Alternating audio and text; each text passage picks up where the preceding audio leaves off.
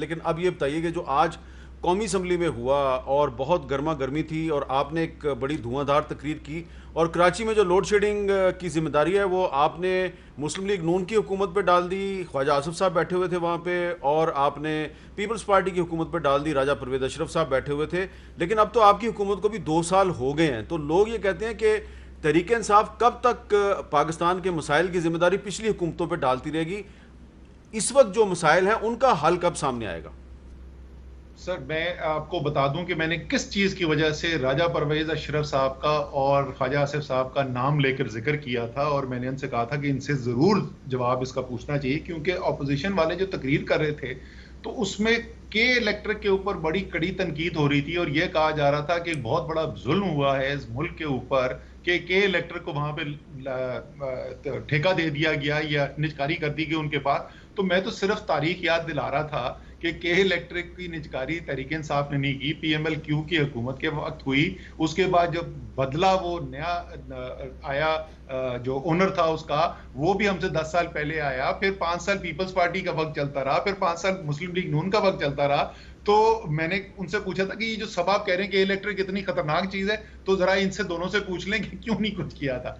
जहां तक कराची में लोड शेडिंग क्यों हो रही है उसका मैं आपको टेक्निकल वजह आपको बताई थी, और वो वजह बड़ी सादा सी है कि या तो शहर के अंदर बिजली पैदा करने की हमारे पास इतनी कैपेसिटी हो, सलाहियत हो, जिससे बिजली की जरूरियात पूरी की जा सके, या हम ऐसा निज़ाम बनाएं जिसमें हम मुल्क में बाकी इलाकों में जो बिजली प्रोड्यूस हो रही है वो कराची को सप्लाई कर सकें।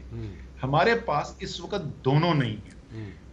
हुकूमत ने ओवरऑल मुल्क के अंदर तो नए बिजली के बड़े कारखाने लगे, लेकिन किसी ने ये नहीं किया कि कराची के अंदर डिस्ट्रीब्यूशन सिस्टम के अंदर इजाफा कर दिया जाता कि वो जो बिजली है वो वहां से इंपोर्ट होकर अगर कराची में कमी है तो उधर आ जाए। और वो मैंने आपको बताया कि हंगामी बुनियाद के ऊपर के इलेक्ट्रिक के साथ बैठ के मुआहिदा इन प्रिंसिपल करवाया गया, टाइमलाइंस एग्री हो गई हैं, एग्जैक्टली टेक्निकल डिटेल्स हम आपको बता सकते हैं कि क्या तब्दीली करने के लिए जा रहे हैं, और वो इम्प्लीमेंटेशन होने के बाद ये मसला इंशाल्लाह ताला हमेशा हमेशा के लिए खत्म भी हो जाएगा। सो हम सिर्फ ये नहीं कह रहे थे, डाल रहे थे, हम तो बता रहे हैं कि मसला कैसे हल करें।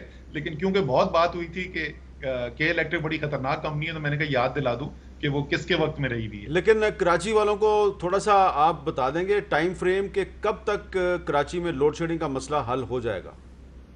देखिए, दो मुख्तलिफ चीजें हैं। एक, जो इस वक्त जरा ज्यादा शदीद लोड शेडिंग हो रही है, इसके ऊपर तो काबू आपको पा जाना चाहिए अगले चंद दिनों के अंदर। ये हफ्तों की नहीं, ये चंद दिनों की बात होनी चाहिए। अगेन मैं तफसील के अंदर, कनूब जो है वो उसकी आउटेज हुई थी, प्लस पहले फर्नेस ऑयल की कुछ शॉर्टेज थी। ये दोनों चीजें सॉल्व करके, लेकिन कराची में इस वक्त गर्मी की पीक में जो डिमांड है वो सप्लाई से जरा कदरे ज्यादा है, तो कुछ लोड शेडिंग, लेकिन उससे बहुत कम जो पिछले एक हफ्ते के अंदर देखी गई है, वो जारी रहेगी।